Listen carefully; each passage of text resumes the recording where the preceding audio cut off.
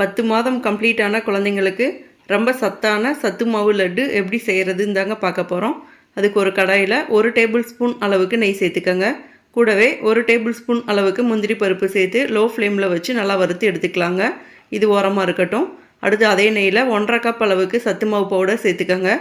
கூடவே கொஞ்சமாக ஏலக்காய் தூள் சேர்த்துக்கோங்க. சேர்த்துட்டு லோ ஃப்ளேமில் வச்சு ஒரு 5 நிமிஷம் அளவுக்கு நல்லா வறுத்துக்கோங்க. இப்போ அடுப்பு ஆஃப் பண்ணிவிட்டு கம்ப்ளீட்டாக ஆற வச்சுக்கலாங்க.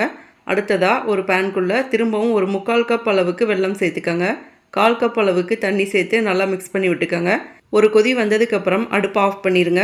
அடுத்ததாக இதை ஒரு ஜல்லடையில் ஊற்றி நல்லா ஃபில்டர் பண்ணி எடுத்துக்கலாங்க. அடுத்ததாக ஆற வச்ச சத்து மாவு பவுடர் கூட நம்ம வறுத்து வச்ச முந்திரி பருப்பை சேர்த்துக்கலாங்க. சேர்த்துட்டு நல்லா கலந்து விட்டுருங்க.